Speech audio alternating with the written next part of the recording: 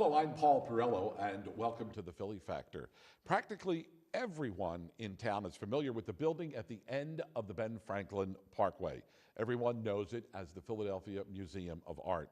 It's the crown jewel in the cultural and arts kingdom here in the city of brotherly love. But did you know that, and I'm going to quote statistics here, the Philadelphia Museum of Art is among the largest museums in the United States with a collection of more than 227,000 works of art and more than 200 galleries presenting painting, sculpture, works on paper, photography, decorative arts, textiles, and architectural settings from Asia, Europe, Latin America, and the United States. Just imagine if I didn't have it in front of me.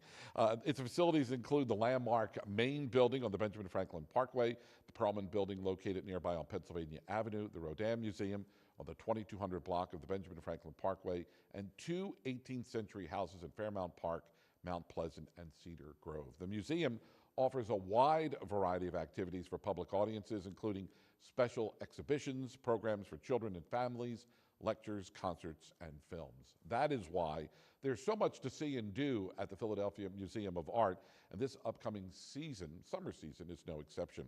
Joining me to discuss their work at the Philadelphia Museum of Art, we have Emily Schreiner, who is Associate Curator of Education for Family and Community Learning for the Philadelphia Museum of Art, and Elizabeth Milroy, Curator for Education for Public Programs for the Philadelphia Museum of Art. And Emily and Elizabeth, welcome to the program. Good to be here. I really believe that the Philadelphia Museum of Art is the crown jewel when it comes to cultural and arts museums, not only here in the Philadelphia area, not only the region, but really in the United States. I could say that it's one of the best kept secrets, but I think everybody at the Museum of Art these days really has done a great job in promoting many of the offerings that the museum is famous for these days. We're going to be talking about the great offerings that you have this summer season. And when we're sitting here right now taping this show, it is actually the anniversary of the birthday and the death of William Shakespeare.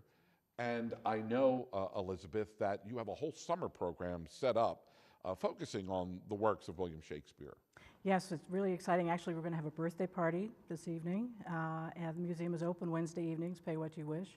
And then starting in the month of June and through July and August, we're going to be working with some Shakespearean troupes in town, Revolution Shakespeare, Shakespeare in the Park, and they're going to be doing presentations of parts of Shakespeare's plays actually in the museum galleries on Wednesday nights, so it'll be really exciting. And what's so remarkable is that some people may be thinking, okay, William Shakespeare, the great playwright, we're talking about the Philadelphia Art Museum, so this marriage, if you will, of theater and with the backdrop of the art museum makes perfect sense. Many years ago, I think some people would probably say these two worlds perhaps could not coexist, but you've done a wonderful job in marrying these two different forms of art. Mm-hmm. And actually, we have a fairly long tradition of having theatrical performances. You were mentioning, that your daughter had danced there, sure, yeah. and so we're doing a lot with performance as a way of sort of sparking conversations around the artwork in the galleries. We had a South Asian dancer at the museum last month. We had 200 people in the gallery, and so it's a way of sort of emphasizing the conversations among different art forms that can be sparked and inspired by works in the galleries. And Emily, most oftentimes people think of going to the art museum just to look at art that's on the walls. And you go through the different galleries, and it could be the American gallery, and you could see all the works or some of the works of the great American artists. But what I love about the art museum is that it's not just looking at works of art on the wall, but art really comes alive because of all these programs that you have. So I think that when you were talking about is the museum the best kept secret, I think that sometimes it still is a bit of a best kept secret that we have such a robust offering of programs for families and people with young children. A lot of people don't really know, they want to take their family to the museum, but they don't really know how to do that or what the best way is to approach the museum with children.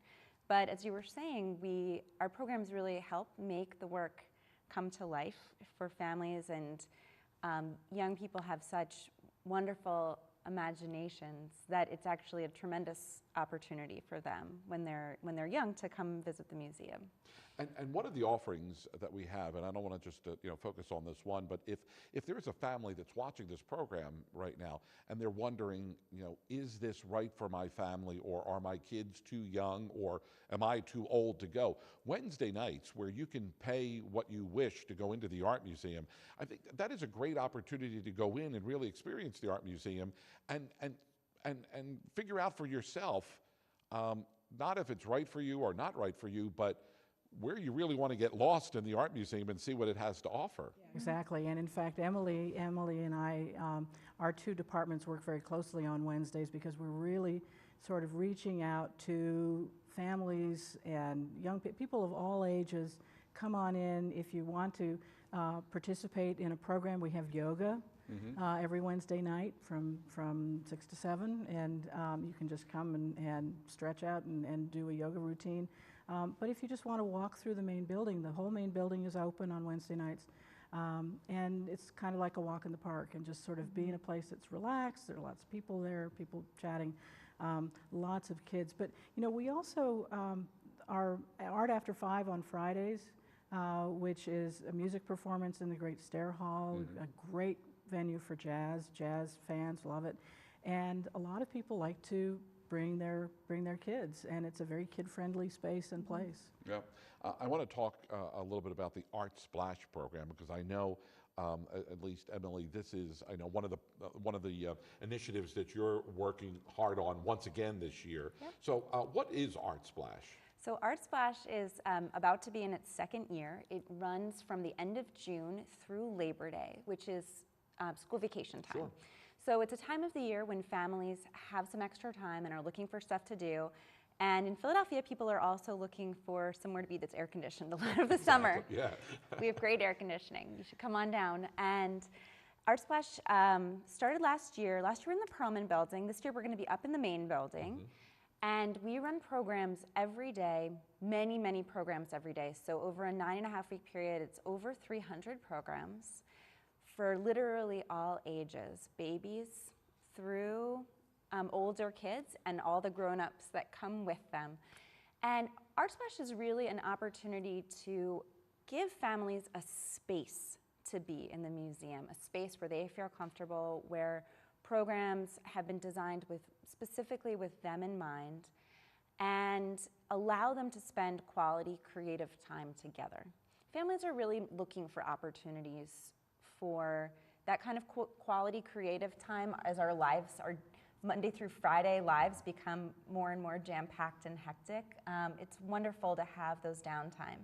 And something that's very special about the museum is that you do take in the museum at a slightly slower pace. You can walk around, enjoy looking at the art, and it's at a slower pace than the rest of our lives these days. Sure. And that's a great opportunity for us. Yeah.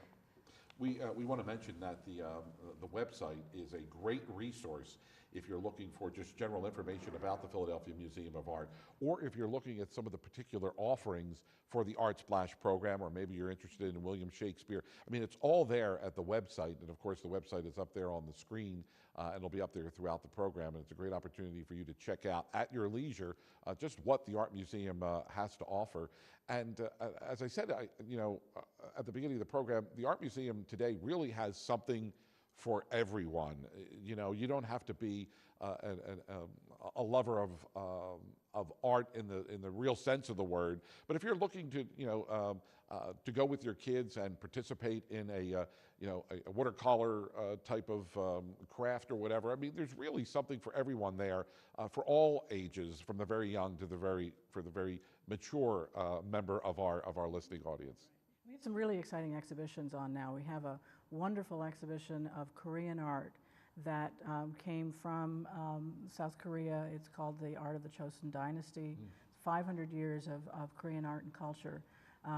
Really wonderful exhibition, and it actually features some, not in addition to amazing works of costume and porcelains and paintings, we also included some electronic, some new interpretive devices to help people understand some of the objects that they're looking at. So the museum is also sort of moving in the kind of cutting edge of how to interact with works of art in new ways using digital technology. Later this month, there's an exhibition opening at the Perelman Gallery of the fashion designs by a man named Patrick Kelly, who was a hot designer in the late 80s, early 90s, really wonderful designs, and the museum is actually the recipient of a bequest of many of the ensembles that he designed. He was actually the first American and the first African American to be elected to something called the Chambre Syndicale, which was the kind of trade group for fashion designers in Paris. So a really important exhibition, and it's really going to be wonderful. His very quirky, kind of witty design. So. How important is it, and for instance, with the Art Splash program, when families come and they come through the program and they get to experience everything that the program has to offer and the museum has to offer, how important is it for the art museum to gauge the reaction of the patrons that come in for some of these programs to see what works, what is really, what people really like about different exhibitions or different programs, and then maybe as you plan year 3 down the road, you figure out, well, this really worked well, so we need to repeat this, and we got some recommendations or ideas about doing this, maybe we should look into that. It's essential that we learn from our audience, and we did an extensive amount of surveying last year, as well as all of the sort of on-the-floor conversations that you have with families. So I always ask people, is this your first time coming to the museum? What's your favorite thing that you saw today? Sure. Where did you hear about these kinds of programs? And we really want to learn over time what works for people. Especially, we're sort of at a point in family and community learning where we're growing what we do, and so we want to grow smart. Yeah. It's so important that we often think of museums as brick and mortar structures, but they really are alive and thriving, and in order to grow into not only the next year or the next 2 or 3 years, it's really important for them to understand what the patrons, what the audience wants. So this way, as you plan long-term down the road, and I'm sure the curators of the museum are always looking at what other museums are doing and shows that might work well in other parts of the country in the hopes of bringing them here or trying something here to sort of serve that appetite that the people so desperately want. Yeah. We're doing the same thing with the Wednesday nights. It's a kind of crucible of experimentation, and we're also doing surveys, and we're going to be studying it very closely just with that in mind, Paul, and that is, what are people interested in? Because we're also growing our programs. We're doing twice as many programs in the past year as 2 years ago, and so we really want to keep track of what's interesting, what works, what doesn't work. Now, when you say that those programs are growing, I mean, are they all of these programs, and I know there are many other satellite locations right there on the Parkway, but are all of these programs that you've experienced growth with, have they been in the main building, or you've actually seen, just maybe because of logistics, that you have to go maybe to the Perelman because there's no room in the main building, or this type of exhibition would work better in a different location? Mainly in the main building, but we're doing more programs at the historic houses. Cedar Grove has just reopened after extensive renovations, and the manager of the historic sites, historic houses, is coming up with wonderful sort of weekend programs. We're doing some things in Perelman. We're also doing a lot more programs at the Rodin Museum. One of the real successes is we have a second Saturday sketch, an artist who comes and just runs a kind of master class in the Rodin. That's been really successful. Yeah, not a lot of people realize that the statue outside of the Rodin, I mean, that's the real thing that's there, the thinker, right? That's the statue. People will pass it by. And it's one of these things, if you're walking on the Parkway and you may be familiar with the sculpture, and you stop for a moment and you look at it and you're like, well, that's got to be a reproduction. No, it's the real thing that's outside the Rodin, right? Right. Yeah. That's Again, we want to mention that if you want more information about what we're talking about here, it's just a click away on the internet. I'm going to give you the website here. It's philamuseum.org, and you can find out more information about what is going on at the Philadelphia Museum of Art. You know, Wednesday nights pay what you want. There are so many offerings. We talked about the Friday night program, but it's not just Wednesday and Friday. The Art Museum pretty much open. Is it open every day or every day but Monday? Every day but Monday. Okay. But Rodan is open Monday, so Okay. you can see one of our offerings any day of the week. Get your art fix. Yeah, absolutely. Now, is there, in terms of ticketing, I mean, is there, and I know all the museums have their own, structure for ticketing, but is there like a one-day pass or a multi-day pass that you can, even for visitors that may come into the city and they're like, gee, I would like to go here, here, and here, do I have to buy 3 individual tickets, or is there one pass that gets me into all the buildings? When you buy your admission to the museum, it's good for 2 days. I see. At all 5 venues. Okay. You can go to the Perlman and pay a different admission just for the Perlman. It's a little confusing because people will pay admission and they don't know that it's actually good for 2 days. Sure. And then some of these offerings that we're talking about, Art Splash and these other programs, I mean, are these are they separate admissions? So family, everything that we do in family and community learning is free after admission, meaning that it doesn't require a separate I see. ticket. Okay. And children 12 and under are always free. Wow. So it's a good deal. Yeah, I was going to say, where could you go today where you could take your kids and, and whether they're interested in, basket weaving or watercolors or whatever, I mean, that's a remarkable bargain, especially with the summer months coming up and you don't know what to do with the kids on a hot summer day. Art Museum, besides the air conditioning, is a great place to go. You get a membership. Exactly. You can just come all the time. And one thing that we do with Art Splash is that our themes and projects change week to week. So we have families that come every week and experience something really different with us. And that's truly a bargain.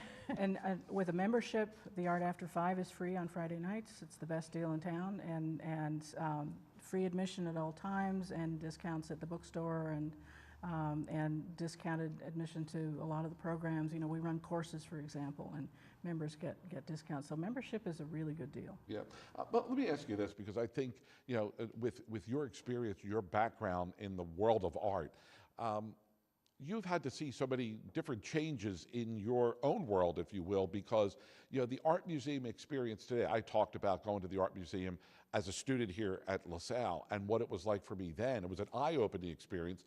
I was a senior in college, first time I ever stepped into the Art Museum.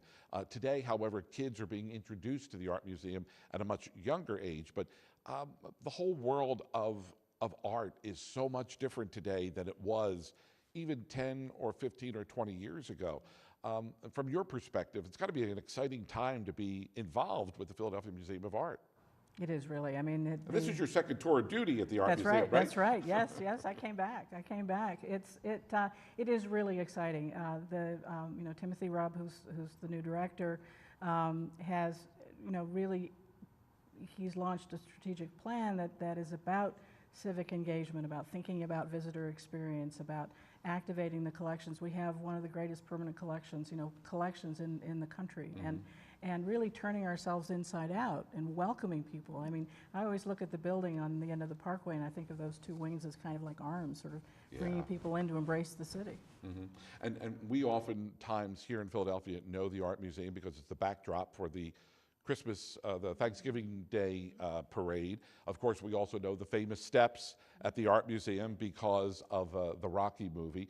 But I can't help but believe that a young kid walking up those steps for the first time maybe knows the backstory of Rocky, but once inside the Art Museum and you get to see a Picasso and being introduced at such a young age to that work of art, how it must shape them and influence them as they mature, and maybe even creates little artists amongst themselves. I mean, everybody likes to have the refrigerator art, but you never know. It may spark that creativity, and they may have a collection one day at the Art Museum. Well, early exposure to the arts in general is an incredibly strong predictor of participation in the arts as an adult. And that's because kids can quickly we can teach them to feel comfortable and actually give them a sense of ownership of the museum that they'll carry with them through their lives. I so quickly have kids that we work with who, after a few visits, call it my museum. And that's so special to hear, because they're never going to lose that. Sure. Right. Yeah. And it's the museum of the people of Philadelphia. Yeah. You know, it's everyone's museum. Everyone. And there is are welcome. collections there that are representative of Philadelphia artists. I mean, so you're going to see some of the work of the people of Philadelphia, but you're also going to be exposed to international artists too. And you mentioned some of the works that are currently on display or coming to the Art Museum. And what better way to be exposed to not only your world, your environment of Philadelphia, but really to get the whole worldwide experience of artwork at the Philadelphia Museum of Art. And I think that people spend so much time sort of on their cell phones and their computers seeing the world digitally, which is not a bad thing, but it's also fun to see the real thing, to actually sort of to be able to engage with the actual object rather than just the digital. So the two of them together, again, it's another layer of conversation that is making the art conversation around creativity and art, making an engagement very different than it used to be. Yeah, it's funny because someone will see a picture on their phone, and then the next thing you know, they're probably in one of the galleries at the Art Museum, and they're doing the double take because what is on the phone is actually in front of them. We talked about the thinker outside the Rodin. Everybody knows the figure, and you're thinking, well, this has got to be a replica outside the museum. No, it's the real thing. Or you see it on your phone, and then all of a sudden, it's right there in front of you. It's I guess it's that aha moment that curators must love, whether you're walking through a gallery for the first time and there's a group there, and you hear the audience react to seeing something for the first time. That's got to make you feel so gratified that you've done your job in curating that exhibit, that people are just blown away by it. Right. Yeah. We want to mention again that all of the offerings that we're talking about here at the Philadelphia Art Museum, you could get online. I want to talk a little bit more about the William Shakespeare program that's coming up, but of course you can go to philamuseum.org. William Shakespeare, the Summer of Shakespeare at the Philadelphia Museum of Art. You have a number of offerings that are going to take place, including, I guess, the Philadelphia Shakespeare Theater's performance of Romeo and Juliet. If there's ever a work that everybody is familiar with, and although it's been done and contemporized many times, Romeo and Juliet, it's going to be performed Wednesday, June 11th at the Philadelphia Museum of Art. Yeah. The other offerings that are going to be there, Five Kings, that will be performed every Wednesday night or in July. And then Shakespeare in Clark Park. Here is I guess you're taking a little bit of what's in the museum out into the community?